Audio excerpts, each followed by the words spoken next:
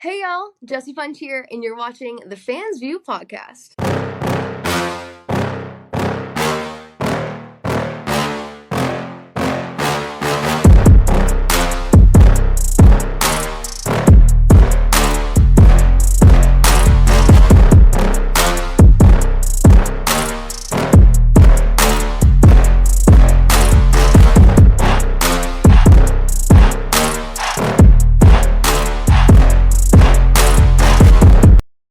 What's going on, everybody? Welcome back to another episode of the Fans View podcast.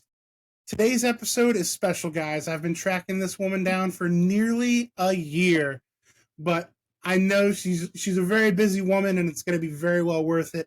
Guys, I want to introduce you to my guest today, Mrs. Jessie Punch. Hello, hi. Thank you so much for having me. I really appreciate it. I'm glad we finally were able to work this out. Of course. Hey, what do they say? Everything worth having is worth waiting for. So we had to deal with a couple months in between, but we got this done. And honestly, going right into the new season, I think it's the best time to do this. So it worked out. Perfection. Yeah. Perfection. I'm just going to jump right into it because I know your time is very valuable. What did you think about your past weekend at Bowman Gray? How was that with the clash and everything? It was amazing. Truly, genuinely, like, not an ounce of my emotion and excitement towards it is fabricated. I am still, like, sifting through all of my videos from the weekend, just in absolute awe. I can't even explain to you how incredible the event was, both Saturday and Sunday. Right. The Bowman Gray Modifieds race on Saturday, and it felt like a lot of the local racing community was able to really come together on Saturday, and so to feel like how much everybody appreciated us being there was incredible. And then just the whole display on Sunday. I was working with the social media team, so I was fortunate enough to be down in the infield during driver intros. I don't think I really knew what I was getting into, but then you are walking down out of the exit to pit road down the front stretch, the very short front stretch, and Right. the lights are red, and I'm looking around, and the place is packed, and I was literally speechless. It was absolutely incredible. I could not get over it. And it was one of those things too where at that point it was like, you know what? The racing, it just has to be okay. It just has to be like all right at this point, because the whole atmosphere and the spectacle was phenomenal. So, and I thought the racing was great too. So I really think that it worked out I'll say this, for as many times as NASCAR has wanted to try something new and has been so sadly like screwed over by the weather or just whatever it is, I was so happy to see this go the way that it did and the way that it was planned. And I really, really hope to see more. It's a nice change of plans when, we actually get the race in on time. Mother Nature doesn't wreak havoc. Yeah, that's new. So, yeah.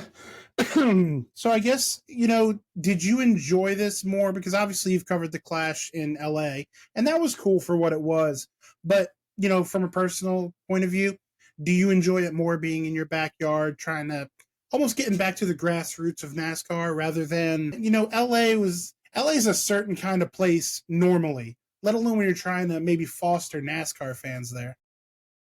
Absolutely. And that's really what the difference was, I fully believe. And that made a difference in both how the atmosphere felt, but then in talking to the drivers throughout the weekend and seeing how their kind of excitement grew and their want to win this race continued to grow. And it all goes back to what you just said, the fans. We were racing in front of, almost 18,000 race fans, like Bowman Gray, Winston-Salem area race fans. Now in LA, we were doing a great thing because we were trying to play to a new market and trying to bring in new race fans, and we were still able to do that with the spectacle that we put on at Bowman Gray. But it goes back, like I said, exactly to what you just said there. I mean, the fans made the difference. The drivers wanted to put on a show for these people who have given so much to our sport. Absolutely. And they absolutely did, obviously, with Chase picking up that win Sunday night. And just to put a bow on Bowman Gray, see what I did there? Love it. Do you think it's back in here to stay? I mean, obviously NASCAR isn't going to come out tomorrow and say we're going to have a cup points race, a points paying race next year. But do you kind of do you see down the road maybe we run an Xfinity race there, then maybe we run the All Star race there again? You know, what do you think is in tow for Bowman Gray? Now, I can't imagine we wouldn't see more from Bowman Gray. I mean, it went Yeah, so well. How could we not? And you look at some of the other things that we're doing this year by bringing back Rockingham and trying to really start to play to this market in this area and revitalizing these short tracks that used to bring so much to the schedule. I think that we're starting to think about where we travel to a little differently. And for a while, and again, I will preface all this by saying no one listens to me. I have no say in anything that's going on. So definitely don't take my word for anything. But say it ain't so. I know you guys would be surprised to hear that, but no, they don't give a care what I have to say about the schedule. But for so many years, we just fell into such routine that it's so refreshing to see the change ups that we're seeing this year. And even things like putting Mexico on the schedule. Like, it's amazing to me that in the same year, we're watching Cup cars at Bowman Gray, and in a couple months, we're going down to Mexico to race. I can't wrap my brain around it. So, Jarrett, to go back to your original question, absolutely. I cannot imagine that we wouldn't see more from Bowman Gray. And I think they're gonna, I mean, they only want to make it bigger and better from here. So, Absolutely. yeah. Yeah, I think just like I said to wrap it up, I think North Wilkesboro is a perfect example of maybe where NASCAR's brains at. You ease Yes. into it, and before long, here we are.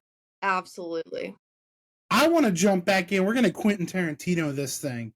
Obviously, you grew up in motorsports, your father playing such an integral role of, being in the community, being a member of a broadcast team, being just involved in NASCAR. Was motorsports always something you knew that's where you were headed? Definitely not. I actually graduated from Clemson, which go Tigers, love your shirt. I didn't even say Let's anything to go. you when we first started talking because I was like, I need to wait till we're on the podcast to like really, really give this one. But made me very happy to hop on this video call and see some Clemson orange. But when I graduated from Clemson, I started working in college athletics. So I moved out to Denver, Colorado, and I worked for a very small athletic conference out there called the Western Athletic Conference, the WAC. So being out there, I covered a little bit of everything. I mean, truly everything from swimming and diving to tennis to D1 basketball. It was quite an array. But in addition to that, having grown up also in East Tennessee around SEC football and then going to Clemson. Like, I think there was always part of me that thought I would want to work in the football side of things. My dad worked in that realm as well. And that's not to say that I don't see myself at some point in the future being able to, take on some more sports because given the opportunities I've had in the past, I've been able to see myself doing, a lot of really all different kinds of sports. But the way that it kind of just led me back to NASCAR was supernatural. I didn't force it. I didn't plan that. It just worked out that way. And this will be my 8th season with them. And I am so grateful that it did because I just absolutely love it. And right now, I don't have any plan to try to leave NASCAR altogether. I will continue to have a presence in the sport. I love that. And you mentioned you graduated Clemson in 2016. Yes, yeah. Look at that. I'm telling you, the research department I know. is Wow. on it. You must have a really smart So team over there. I'm telling you, they're all getting raises after this.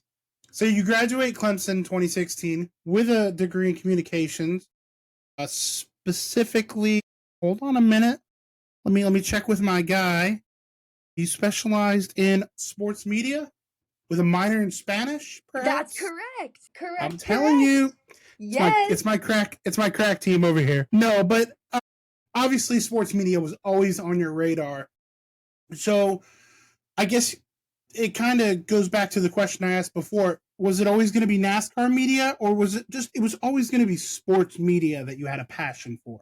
Yeah, it was always going to be sports media for sure. And quite honestly, I think where my passion really sat in was just storytelling. Now, I think the stories that you can tell in sports are what really resonate with me, because that's not to say you can't do storytelling in other styles of media. You know, in even local news, for example, is a huge, that's the whole point of local news, is storytelling. But having grown up an athlete myself, having grown up with brothers and with my dad, just this idea of the ambition, the passion, the dedication that athletes put into their lives, and then the way that it's just, sports is just different. I don't have to tell you guys that. Even if you're listening to this Right. podcast, I don't have to tell you that.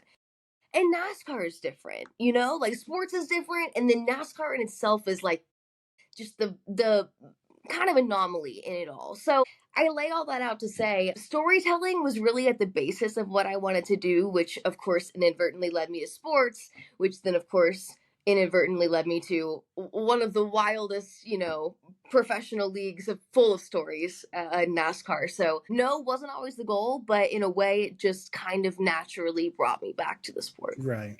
Absolutely. Well, on a non-racing note, we're talking about your Tiger fandom. Have you recovered yet? It's what, 2025 now. Have you recovered from the fact that you had to go to school when Cole Stout was our quarterback? Oh, that's tough. You know what? I am not going to get too far down the rabbit hole here. But when I was at Clemson, we were all cheering very loudly for Deshaun Watson, which is something we Mm-hmm. will no longer be doing. I have a Mm-mm. closet with a lot of Deshaun Watson jerseys in it that are sadly, I shouldn't say sadly, Preach, sister. they're collecting dust. Sadly for my wallet, really, they're collecting Yeah. dust. And then I was also there in talking about quarterbacks, the weird era of Chad Kelly for a little while too. And I don't know if you Swag Kelly. Swag Kelly. He was in Man. full Swag Kelly mode when he was there with us. Now he wasn't, doing anything to win us football games. He was definitely like the backup quarterback. But yeah, quite the array of characters leading And the it's got to Tigers while I was there. But you know and what? it has to yeah, it has to be emotionally jarring too to know that we won the national title the minute you graduated.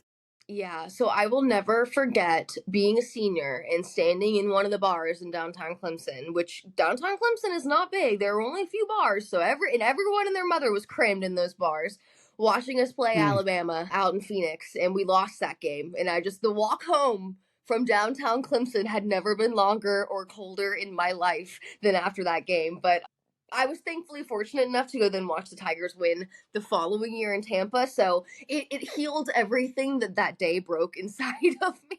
But you're absolutely right. It has been quite an up and down couple years for the Tigers, man. I am trying not to get too emotionally invested, because also with the way college football's going, it's everything's just a little wild. And we've got Dabo leading the charge, so who knows really where we're Yeah. going. I love that And man. hey, Dabo's proving all the haters wrong. He's showing people he can use the portal.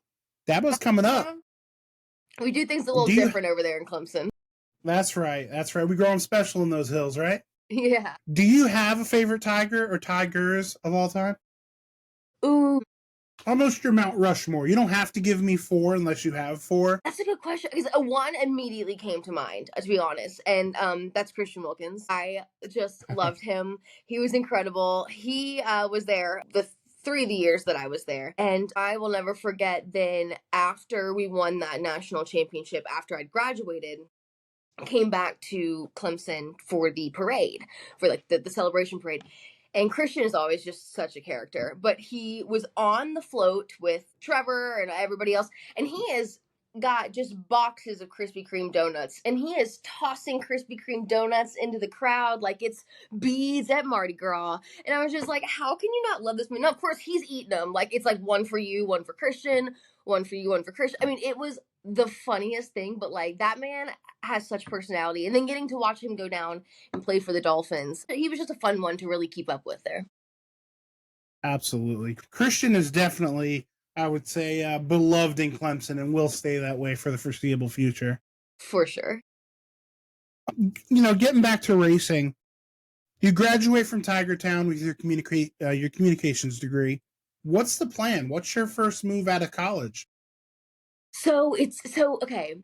It's funny you asked this. I was talking to I went back to my high school and spoke to their media class, which never I've never felt older in my life. I never thought that like such an honor to have someone ask me to come back and speak at a high school would just make me feel so ancient. But it really was an honor. And I did get an opportunity to tell them though that when I graduated from Clemson, I didn't have a job lined up. And now that wasn't for lack of trying, of course. I mean, I had done internships all 4 years of school, and I'd worked while I'm at Clemson, and I was sending out resumes left and right. But I didn't have anything lined up. And I can remember graduating and feeling like it was the end of the world. And me being like, well, that's it. I don't have a career in sports. It's over, you know? Of course, like I didn't have that quitting mindset, but it's hard to keep yourself confident and positive when you're coming out of college and you see some people around you like doing taking on their own careers. So like I said earlier, I did take on some more obscure of sports. By obscure, I guess I should say like the Olympic sports. When I first graduated Yeah. and was working at the WAC, I had like swimming and diving, I had tennis, I had volleyball was my first live broadcast I ever did, and I've never played a lick of volleyball in my life. And so I was like, I gotta learn this sport and I gotta learn how to do a live broadcast. So we will figure this out together, kind of thing. I go back and look at how much I've grown since that job, and it's truly amazing. But yeah, first roll out of college, going to the WAC, calling some volleyball, some track and field here and there. That was the first move, and it was an interesting one, but I'm thankful for it. I love that. I can just envision you now cutting your teeth at a Boise State game, Boise State volleyball. Yep. Oh Beautiful. yeah. I So learned I about a lot of different sports working there. Yeah. I can only imagine. So how do you end up? Obviously, you're out there, calling the swimming and rowing and such, in the whack. How do you end up with NASCAR? How does that transition happen? So I knew at the time that I wanted to get to the Charlotte area. And even if it wasn't well, I should back up. I knew at the time that I wanted to get back to closer to the southeast. My family's all in East Tennessee, and Denver where I was living is so beautiful, but it's just kind of far, you know. And I'd done it for a year and a half. My family was back here. My boyfriend at the time was back here. So I was like trying to get back closer to family and closer to him. Charlotte being the ultimate goal, but I applied all over the place. I mean, I didn't just apply to jobs in Charlotte. I applied to jobs all over the southeast, and finally it just worked out with NASCAR. It wasn't even like one of those situations where I got my sights set on NASCAR and said, okay, I'm just gonna go all in. Like I that was NASCAR was one of so many resumes that I Right. sent out and applied for. Which is then, I say that because it makes it, I think, even more special when I think about how confident I am in where I'm at right now and how happy I am and where I'm supposed to be, and how it's just truly a story about timing and letting it happen the way it's supposed to happen, because I'm so grateful that I got here. I love that so much, and your confidence definitely shows today in your work. Thank you. What do you say? Because I'm sure you face it. Because let's just call a spade a spade. People suck for the Oh, most yeah. Oh, part. I hate people. So I know you hear it. She's only in the position she's in, dot, dot, dot, because her daddy got her there, because she's pretty, or whatever it may be. How do you deal with, I don't want to say the haters because that's so cliche, but how do you deal with people with that negative mindset that you just got here, let's just say because of your dad or whatever it is, Hmm. but not because of your hard work? Yeah. Well, that what you just said, because of whatever reason it may be and not because of my hard work, that's kind of the first layer of it, is just knowing that I've had to work my ass off to get here. I've had to work my ass off to be here, and then just to stay here, and then to grow within this whole entire chaotic world and industry. And I'm the only one that knows how it felt to work a West Coast ARCA West race and then hop on a red eye and fly back to cover whatever it is. Or like, I'm the only one that knows like how exhausted I was when I was like hauling my shit through the airport. Sorry, mom, I've cussed enough times on this podcast. I'll try to tone it down from here. Funny story, side note, when I spoke to those high schoolers, my mom was there because she works there.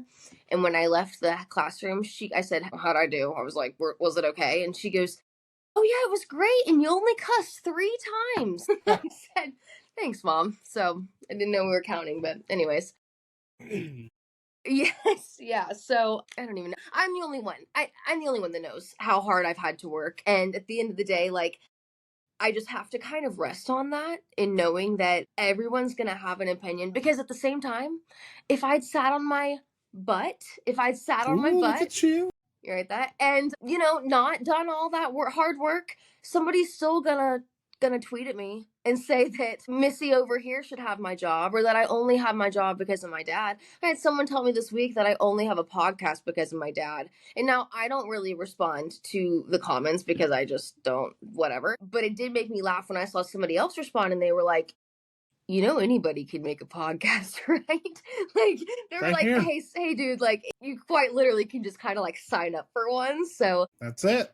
you got to just take the silliness out of it in that regard. But and I also know too, not to make this a woe is me kind of deal, but in just giving the slightest bit of insight, the concept of coming into the sport, especially of NASCAR, with the last name that I have, brings a lot of preconceived expectations, whether people realize it or not. Because just by seeing Punch, you've watched 30 plus years of my dad, who is, I mean, just a phenomenal storyteller. I Yes. am so proud of my dad. I am my dad's number one fan. So I can't even get into it right now. But truly, you've watched him do what he's done for so many years. And so your brain says, all right, well, what do you have to offer? Right. And then there are some people that say that out loud, that just straight up say, like, look, your dad was great and you're not your dad. And I have to be okay with that, because there's also going to be somebody else that says, you're not your dad and I really love what you bring. So I just have to weed through what's of merit. Most of it's not. And lean and rest on knowing the things that I've had to do to get here and just block it out. I love that because it goes back to kind of your central thesis of this is confidence. Mm-hmm. You have to have the confidence to know you're a badass, you're good at what you do, you're great at what you do, and the rest of them can suck it if they don't like it. Because Love it. I You heard it once here first. I heard a quote because I do interview wrestlers and MMA fighters and stuff as well on the show, and Teal Piper, who's the daughter of Roddy Piper, like a Hall of Fame wrestler. She gave me a quote back in June that has stuck with me. She says, when you're the daughter in her case, or in your case, when you're the daughter of someone who did what you do at such a high level, the door opens twice as fast, but it also slams shut twice as fast. So it's kind of that double-edged sword, Mm-hmm. of I can only imagine what you deal with. What's going on, guys? Jared here. Obviously, I'm like you. I hate being interrupted during my videos, so I'm just going to make this real quick.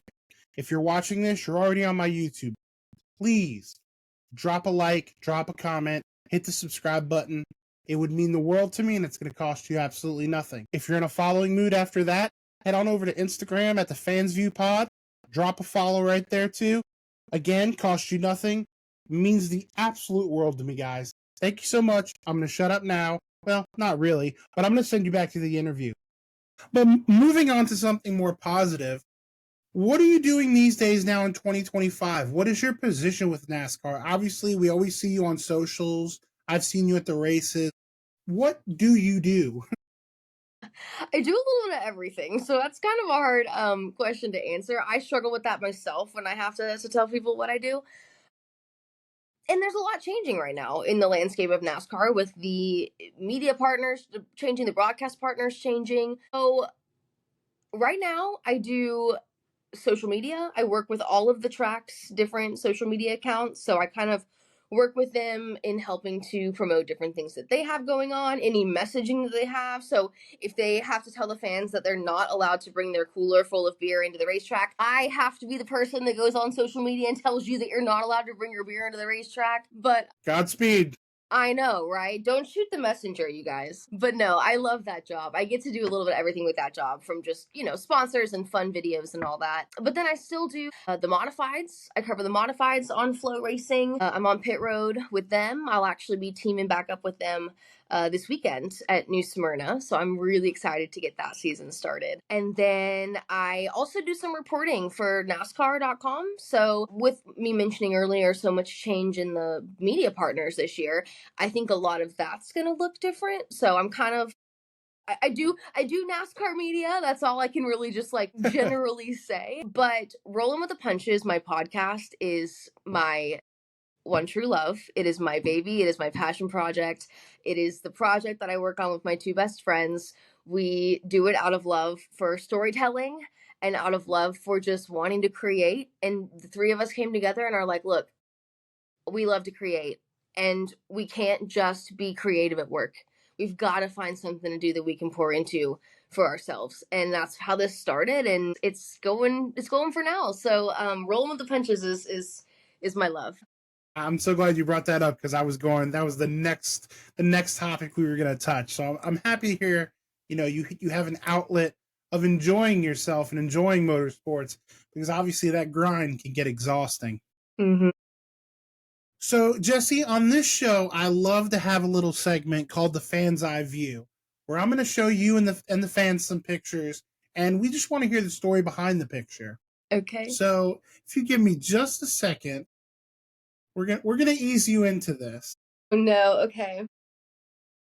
Go with this You one. know, I'm a picture loving girl, so you had a lot to choose from. Oh yeah, oh yeah. Okay. You want the How story about this behind this lady? one? I want the story behind this one right here. This So Canadian this tuxedo is situation. Darlington in the fall this past year. This is when I was doing social media for Darlington down on the track. And I love this picture because this is honestly one of my favorite parts of my job is getting to be at the racetrack before big race weekends like Southern 500 weekend. I can remember it when we went to Iowa. Like I usually get there the earliest that anybody gets there in the weekend at 8 a.m. because we're shooting content that we need to distribute for the rest of the weekend. So we got to get it done early. But there is just something about being at a racetrack or like that, being on the front stretch when it's quiet, but you know that it's coming and you look around and it's quiet, but you see the people in the stands like setting up and getting things ready and there's slowly cars are coming in and you're like, okay, like I can feel it coming. That is one of my favorite feelings and one of my favorite parts of my job. So that's what that picture is. It's me shooting some social content before the Southern 500, taking it all in.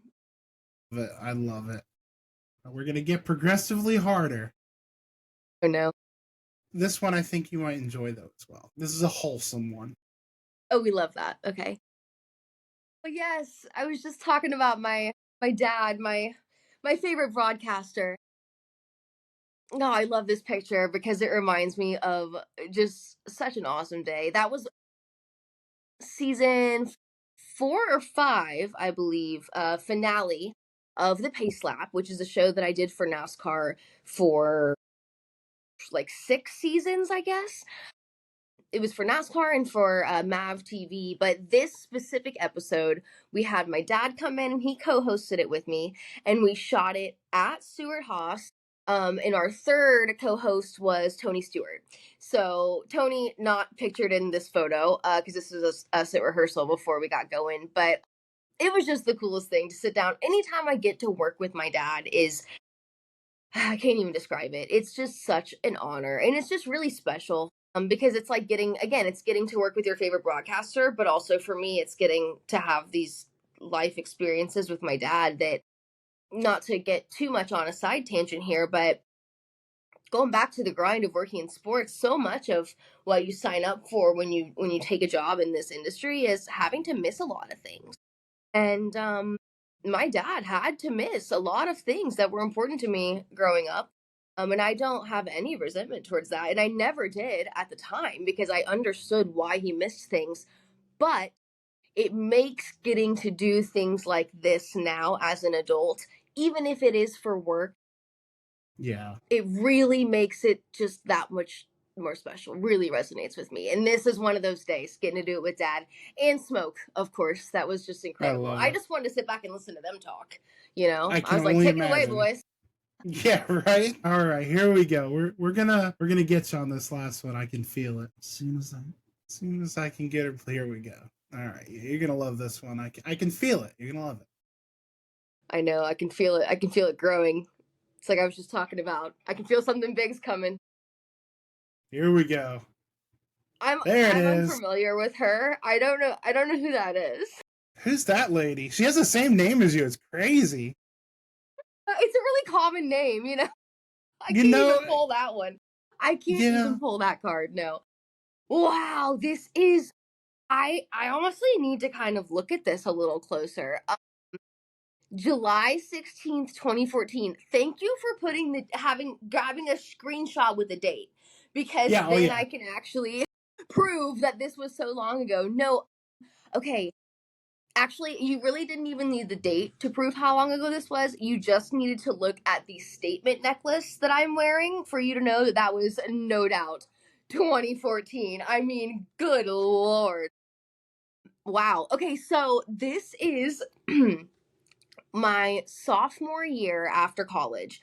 So in between my sophomore and junior year, I lived in Hilton Head and I worked for the local Hilton Head news station. And you thought that learning to cover swimming and diving or, the long jump was wild. I working at WHHI or interning, I should say, at WHHI. I covered everything from when they reseeded the golf courses to Mm. the Bluffton watermelon eating contest. Oh my I goodness. mean, it was the most fun summer. It was just funny looking back on it. It kind of gave me like Parks and Rec vibes, like just like really Yeah, local, you know, just community. So this Oh gosh, I don't even remember what exactly this was or what I'm talking about. But yeah, a lot of green screens, as you can tell, a lot of excitement and hope in that little girl. so that's Goodness. baby Jessie there. 11 years ago. Can you believe that? No, I told you I'm ancient. I told you that. I don't know. I don't Believe know me. about that. I don't know just about that, but yeah. Funny story, Beaufort, that is about 30 minutes away from me. This is my neck of the woods. Oh no way. Yep, it is. That's so crazy. Small, small world. I'm telling you, even smaller town. That's amazing that you ended up in Hilton Head of all places. Oh, I love Hilton Head. We went there as a family growing up, so that was kind of another one of those cool. I wanted to Yeah. just be able to go kind of take in a place that meant so much to my family. Well, Jessie, I'm going to hit you with some rapid fire here because I know you have some bags to pack because you got a little trip to make tomorrow, I believe. Just a little one. All So I'm right, going to bring it hit on you with me. some rapid fire. Where are your favorite tracks to cover, whether it be because of the layout of the track or just the racing, whatever it might be? Okay, favorite track to cover. I'm gonna say Yes. Phoenix because I love Phoenix for so many reasons. Usually, if we're in Phoenix, it's championship weekend, so obviously there's so much excitement around that. Or it's early enough in the season that nobody's really too pissed off yet. So there's still a lot of excitement and promise until you know what? We're just getting in the West Coast swing, it's great. Yeah. So I love that about it, timing wise. But on top of that, Phoenix is just beautiful. The racetrack itself is fairly new. They renovated a lot of it in the last, like, what, 5 to 7 years or something like that. Yeah. Not even that long, I guess. I don't know. Recently. So it's just gorgeous. And they really kept the fans in mind when they were laying that out. So the facilities, the atmosphere, the whole weekend is just. They put so much thought into making it cohesive and making it fun for fans, which in turn makes it fun for us. Because if the fans are having fun, and when we walk through the concourse and we're working, if y'all are like listening to the live music and you guys are enjoying yourselves, then like it makes it just a better weekend for us. So I love that about Phoenix. And then the obvious of it all is there is not a bad seat in the house at Phoenix, including getting to climb the hillside from Monument Hill, Rattlesnake Hill, whatever you want to call it out there. Just the most incredible views. I mean, this racetrack is literally tucked between canyons in the Arizona desert. Like, I can't, it is just absolutely beautiful. So, Phoenix, as far as places I love to cover, I'm going to go with Phoenix. How about a racetrack that you just enjoy watching the race? Ah, okay. Well, yeah, on the spot. I'm going to say I'm gonna say Darlington, which is kind of surprising because you really can't talk much at dart launching race. Oh shoot, no, I take it back. No, I don't know. Now I'm questioning myself. Okay, hold on. I'm gonna give you an answer, like my answer, like my one, and then I'm gonna give you like a one A. Okay. 1A, okay. Okay. I'm gonna let you have it. But I'm gonna do them backwards. So no Okay. respect to Darlington, but what I was gonna say about Darlington was I have so many just great memories of like pulling our golf cart over in the middle of the Southern 500 over to like turn 4. You just, I mean, it's so loud. You can't talk. You got your earbuds in or your in-ear molds listening to the race. Usually at that point in the weekend, like we're kind of wrapping up or whatever it may be, so you're eating Bojangles because that's what you have to eat at Darlington, and you're Yep. just like That's sitting it. in turn 4, like you can't talk to people if you wanted to, and you just get to watch the race, and it's 500. It's a really good feeling. I kind of like that, just like hum of sitting Yeah. in Darlington. But the answer that really excited me is Bristol because Yes, that a girl. to Okay. stand to stand in between turns 1 and 2 right there where it says the last great Coliseum, like in the infield, and have the cars quite literally stacked on top of each other where you are seeing the numbers on the hood as they fly by. There is nothing like that. There is Yes. truly nothing like that. That is the correct answer. Okay, good. Always. Sorry. Whew, it took me a minute to get there, but I got there. I just show my work, you know? I was yeah, that's it. That's exactly right. Yeah. I was able to attend my first I think it was the Food City 500. It was a night race. It was the night that Denny hit us with who'd you just beat all your favorite drivers. You Oh know, yeah. when he gave us that line, that was Yeah. my first and only Bristol experience. So No way. since then I've had to tell everybody you have to go to Bristol. It's so everybody says it, but you have to go to Bristol. It is. It's a It's bucket list thing. Yeah. yeah. Another quick one I'm gonna hit you with. 500 pick. I'm just gonna hit you with it. Who's your 500 pick? Ooh, okay. I'm trying to decide how bold I want to be here. Like, do I want to be like logical? And do I want to say, okay, do I want to take this route and be like, my 500 pick is Chase Elliott because he won the Clash and it would be really cool to see him go on to win the 500 and we haven't seen that in a couple years and, you know, da da da, and Bill did it and da da da. Like, that's, We're gonna you throw know, that out. yeah, Yeah, like we know that's not that's gonna more of a happen. logical answer. Right. But you know And that's why what? we need to Like, throw it out. yeah, like there's I think gosh, I really am trying to figure out how bold I'm going to be here. So I'll be real, like it's tough because it's hard to watch what we saw at the Clash and then like think about what some of these guys are going to do at the 500 because Yeah. obviously, I mean, you know, apples and freaking fruitcake, not even the same thing. Yeah. So Yeah. like and then there's been so many changes in rides this year, like major changes that I don't really know like what we're gonna see out of some of these guys. So it's weird because there's part of my brain that's like, I mean, honestly, a guy like a Justin Haley is a fabulous like super speedway Yes. racer. He's in great equipment now. Now I know he was not having a good time at the Clash, and I believe he like made a point to say it on the radio. But he knows what he's doing at those drafting tracks. So he's one to look at. But then, kind of on the total opposite realm, like the 21 of Josh Berry was just put on such a show at the Coliseum. Now, they're not notably super speedway guys. And Josh obviously was in his element at Bowman Gray, I should say. Right. And so that's kind of like the opposite, the thought process there. But going to Daytona, like anything could happen. And the fact that Josh may be running 20th coming to the end of the race is sometimes works in your favor. Like you just really Ask never Harrison know. Burton. Ask him It's if the Harrison 21 Burton can win on a effect. super speedway. Exactly. Yeah, so I don't know. I gave you a kind of a jumbled answer there, but I usually like to pick more of an obscure pick or an underdog, if you will. Absolutely, Yeah. absolutely. Let's see what else I have for you here. Oh, it almost escaped me. More important than the 500 pick, I think.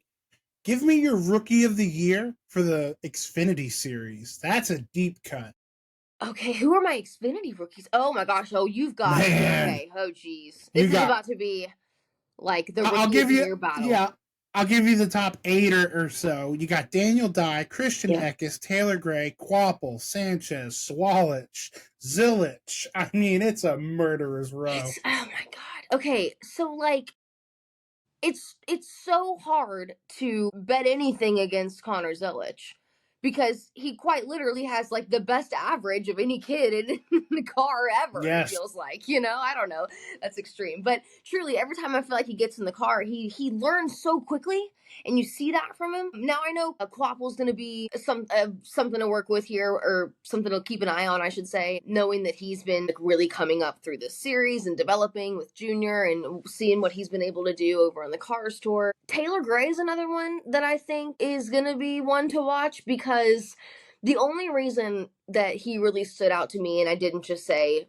you know, Connor Zilic is because Taylor seems to have had so much experience. I do feel like Taylor's really been cutting his teeth coming up through ARCA regional and then big ARCA and then national ARCA, I should say, and then trucks. And then you've really seen him growing and developing. So I have to wonder if kind of that experience will help him this year. So, gosh, like I said, it's hard to bet against Connor Zillich. So, I mean, he's got to be my pick, but Taylor Gray, man, like I do think that he could do some stuff this year, and what Tricon's got going over there is just really cool. Nonetheless, that's just a cool looking team these days. I love that answer. And so I'm going to let you out of here on this, but I can't let you out before asking the question I love to ask every guest last because I feel like nothing gets to know them better than this question.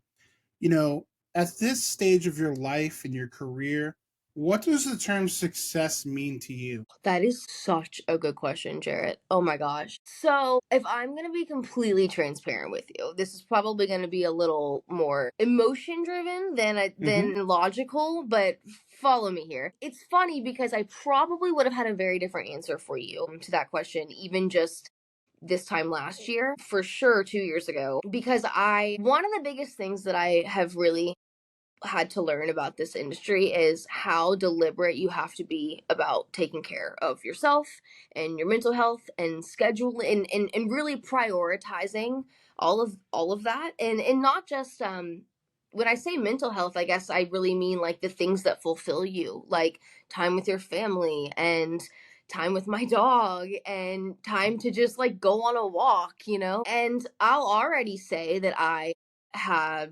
struggled with my mental health for a lot of years. I'm not private about that. I talk about that publicly often because I'm very very passionate about mental health education. But through all of that, I kind of got to a point last year where I took on a whole new viewpoint on things. Some stuff had happened in my life and I was the most devoted to therapy than I'd ever been. It was funny how those two things kind of worked, right? Like I was the most in Yeah. therapy I've ever been and it was the most I was going to ever, you know, need it in my life.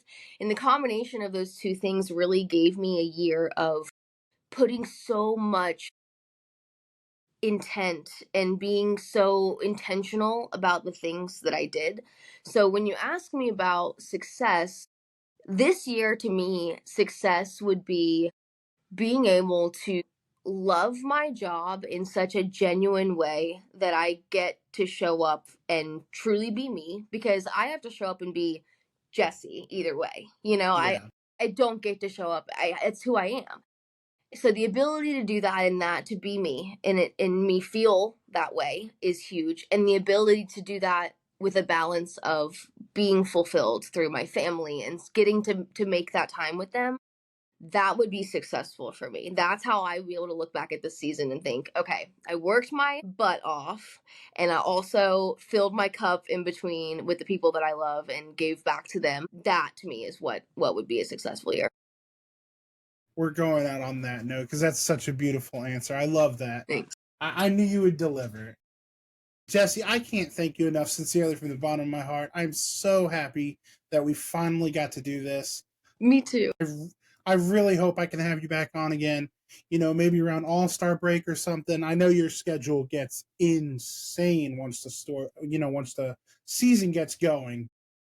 It does, but this was awesome, and I would love to join you again. And like I told you before, your patience is so appreciated because I knew that I wanted to catch up with you. I just knew it would take time. And so I truly, Jared, thank you for waiting. It was worth the wait. I had so much fun talking to you. Absolutely. It was so much fun. I could sit here and talk to you for another 2 hours. Same. I know. We barely got into the nuts and bolts of NASCAR. Next time, we're going to talk NASCAR.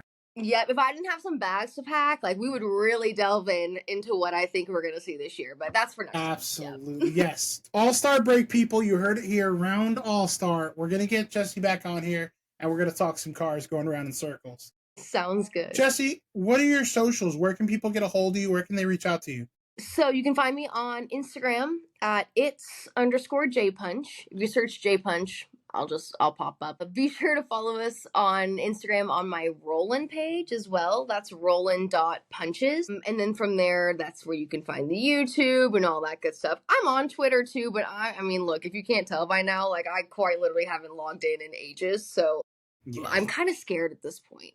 Like, when it's like you haven't checked your email after a long weekend and you're like, I don't even want to look at it at this point. It's so far gone. It's a dumpster fire anyway. Don't bother. Don't bother. No, but we love you here at the Fans View. Obviously, this is pro Jessie Punch podcast. Once you guys are done listening to this, go check Jessie out. Go listen to Rollin. Support her. Give her all the love. She deserves it. Again, Jessie, like I said, thank you so much. You're so wonderful for spending your time with us tonight. Guys, that's going to do it. That's going to do it for this week, this episode of the Fans View podcast. I love you guys. I appreciate you guys. Consider subscribing. And most importantly, don't forget, call your mom. See you guys next time. The Fan View podcast, and if you're here and you're not subscribed, hello, what are you doing? Like, subscribe, thumbs up, all those things, 5 stars, everything you do when you have a favorite podcast. Fans View podcast, make sure you're listening. Join the family.